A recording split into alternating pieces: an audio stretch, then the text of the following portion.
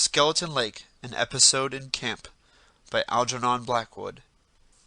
The utter loneliness of our moose camp on Skeleton Lake had impressed us from the beginning. In the Quebec backwoods, 5 days by trail and canoe from civilization, and perhaps the singular name, contributed a little to the sensation of eeriness that made itself felt in the camp circle, when once the sun was down, and the late October mists began rising from the lake and winding their way in among the tree trunks. For in these regions all names of lakes and hills and islands have their origin in some actual event, taking either the name of a chief participant, such as Smith's Ridge, or claiming a place in the map by perpetuating some special feature of the journey or the scenery, such as Long Island, Deep Rapids, or Rainy Lake. All names thus have their meaning and are usually pretty recently acquired, while the majority are self-explanatory and suggest human and pioneer relations. Skeleton Lake, therefore, was a name full of suggestion, and though none of us knew the origin or the story of its birth, we all were conscious of a certain lugubrious atmosphere that haunted its shores and islands, and but for the evidences of recent moose tracks in its neighborhood, we should probably have pitched our tents elsewhere. For several hundred miles in any direction, we knew of only one other party of whites. They had journeyed up on the train with us, getting in at North Bay, and hailing from Boston Way. A common goal and object had served by way of introduction, but the acquaintance had made little progress. This noisy, aggressive Yankee did not suit our fancy as much as a possible neighbor, and it was only a slight intimacy between his chief guide, Jake the Swede, and one of our men that kept the thing going at all. They went into camp on Beaver Creek, 50 miles and more to the west of us. But that was 6 weeks ago, and seemed as many months, for days and nights pass slowly in these solitudes, and the scale of time changes wonderfully. Our men always seemed to know by instinct pretty well whar them other fellows was movin', but in the interval no one had come across their trails or once so much as heard their rifle shots. Our little camp consisted of the professor, his wife, a splendid shot and keen woodswoman, and myself. We had a guide apiece, and hunted daily in pairs from before sunrise till dark. It was our last evening in the woods, and the professor was lying in my little wedge tent, discussing the dangers of hunting alone in couples in this way. The flap of the tent hung back and let in fragrant odors of cooking over an open wood fire. Everywhere there were bustle and preparation, and one canoe already lay packed with moose horns, her nose pointing southwards. "If an accident happened to one of them," he was saying, "the survivor's story when he returned to camp would be entirely unsupported evidence, wouldn't it? Because, you see," and he went on laying down the law after the manner of professors, until I became so bored that my attention began to wander to pictures and memories of the scenes we were just about to leave. Garden Lake, with its 100 islands, the rapids out of Round Pond, the countless vistas of forest, crimson and gold in the autumn sunshine, and the starlit nights we had spent watching in cold, cramped positions for the wary moose on lonely lakes among the hills. The hum of the professor's voice in time grew more soothing. A nod or a grunt was all the reply he looked for. Fortunately, he loathed interruptions. I think I could almost have gone to sleep under his very nose. Perhaps I did sleep for a brief interval. Then it all came about so quickly, and the tragedy of it was so unexpected and painful, throwing our peaceful camp into momentary confusion, that now it all seems to have happened with the uncanny swiftness of a dream. First there was the abrupt ceasing of the droning voice, and then the running of quick little steps over the pine needles, and the confusion of men's voices, and the next instant the professor's wife was at the tent door, hatless, her face white, her hunting bloomers bagging at the wrong places, a rifle in her hand, and her words running into one another anyhow. "Quick, Harry! It's Rushton! I was asleep and it woke me. Something's happened. You must deal with it." In a second we were outside the tent with our rifles. "My God!" I heard the professor exclaim, as if he had first made the discovery. "It is Rushton!" I saw the guides helping, dragging a man out of a canoe. A brief space of deep silence followed, in which I heard only the waves from the canoe washing up on the sand, and then, immediately after, came the voice of a man talking with amazing rapidity and with odd gaps between his words. It was Rushton telling his story, and the tones of his voice, now whispering, now almost shouting, mixed with sobs and solemn oaths and frequent appeals to the deity, somehow or other struck the false note at the very start, and before any of us guessed or knew anything at all, something moved secretly between his words, a shadow veiling the stars, destroying the peace of our little camp, and touching us all personally with an undefinable sense of horror and distrust. I can see that group to this day, with all the detail of a good photograph, standing halfway between the firelight and the darkness, a slight mist rising from the lake, the frosty stars, and our men, in silence that was all sympathy, dragging Rushton across the rocks towards the campfire. Their moccasins crunched on the sand and slipped several times on the stones beneath the weight of the limp, exhausted body, and I can still see every inch of the pared cedar branch he had used for a paddle on that lonely and dreadful journey. But what struck me most, as it struck us all, was the limp exhaustion of his body compared to the strength of his utterance and the tearing rush of his words. A vigorous driving power was there at work, forcing out the tale, red-hot and throbbing, full of discrepancies and the strangest contradictions. And the nature of this driving power I first began to appreciate when they had lifted him into the circle of firelight, and I saw his face, grey under the skin, terror in his eye, tears too, hair and beard awry, and listened to the wild stream of words pouring forth without ceasing. I think we all understood then, but it was only after many years that anyone dared to confess what he thought. There was Matt Morris, my guide, Silver Fizz, whose real name was unknown, and who bore the title of his favorite drink, and huge Hank Milligan, all ears and kind intention. And there was Rushton, pouring out his ready-made tale, with ever-shifting eyes, turning from face to face, seeking confirmation of details none had witnessed but himself, and one other. Silver Fizz was the first to recover from the shock of the thing, and to realize, with a natural sense of chivalry common to most genuine backwoodsmen, that the man was at a terrible disadvantage. At any rate, he was the first to start putting the matter to rights. "Never mind telling it just now," he said in a gruff voice, but with real gentleness. "Get a bite to eat first, and then let her go afterwards. Better have a horn of whiskey, too. It ain't all packed yet, I guess." "Couldn't eat or drink a thing," cried the other. "Good Lord, don't you see, man? I want to talk to someone first. I want to get it out of me to someone who can answer. I've had nothing but trees to talk with for 3 days, and I can't carry it alone any longer. Those cursed silent trees. I've told it 'em 1,000 times. Now, just see here, it was this way. When we started out from camp—" He looked fearfully about him, and we realized it was useless to stop him. The story was bound to come, and come it did. Now, the story itself was nothing out of the way. Such tales are told by the dozen round any campfire, where men who have knocked about in the woods are in the circle. It was the way he told it that made our flesh creep. He was near the truth all along, but he was skimming it, and the skimming took off the cream that might have saved his soul.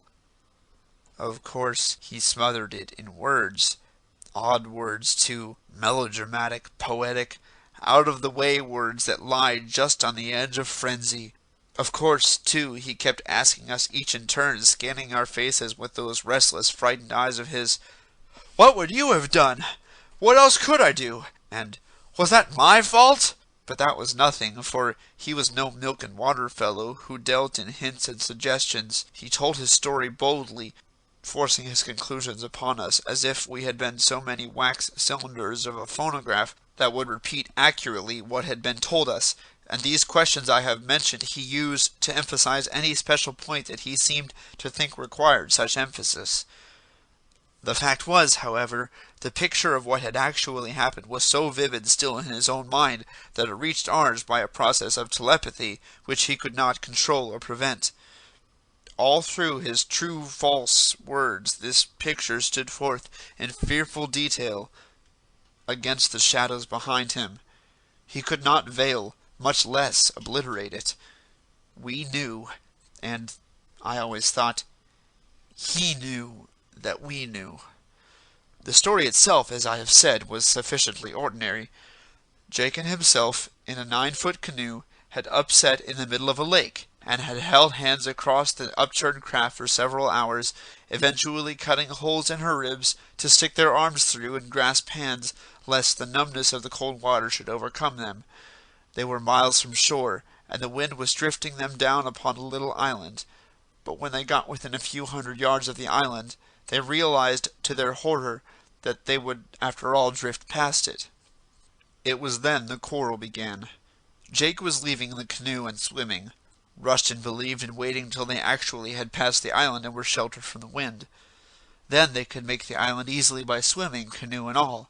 But Jake refused to give in, and after a short struggle, Rushton admitted there was a struggle, got free from the canoe, and disappeared without a single cry. Rushton held on and proved the correctness of his theory, and finally made the island, canoe and all, after being in the water over 5 hours.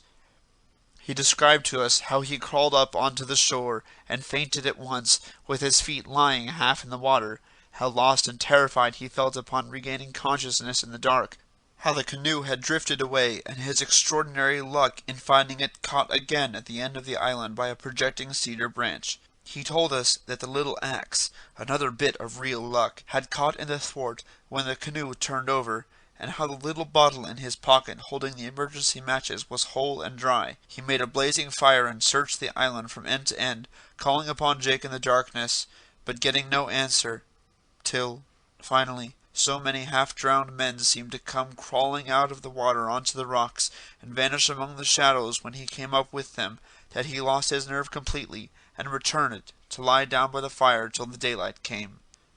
He then cut a bough to replace the lost paddles, and after one more useless search for his lost companion, he got into the canoe, fearing every moment he would upset again, and crossed over to the mainland. He knew roughly the position of our camping place, and after paddling day and night, and making many weary portages, without food or covering, he reached us 2 days later.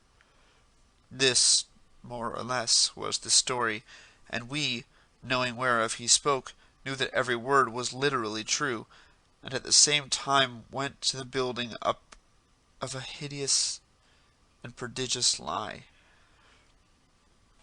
Once the recital was over, he collapsed, and Silver Fizz, after a general expression of sympathy from the rest of us, came again to the rescue. "But now, mister, you just got to eat and drink, whether you've a mind to or no." And Matt Morris, cook that night, soon had the fried trout and bacon, and the wheat cakes and hot coffee passing round a rather silent and oppressed circle. So we ate round the fire, ravenously, as we had eaten every night for the past 6 weeks, but with this difference, that there was one among us who was more than ravenous, and he gorged.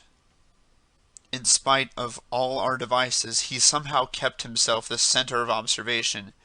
When his tin mug was empty, Morris instantly passed the tea-pail. When he began to mop up the bacon grease with the dough on his fork, Hank reached out for the frying pan, and the can of steaming boiled potatoes was always by his side. And there was another difference as well. He was sick, terribly sick, before the meal was over, and this sudden nausea after food was more eloquent than words of what the man had passed through on his dreadful, foodless, ghost-haunted journey of 40 miles to our camp. In the darkness, he thought he would go crazy, he said.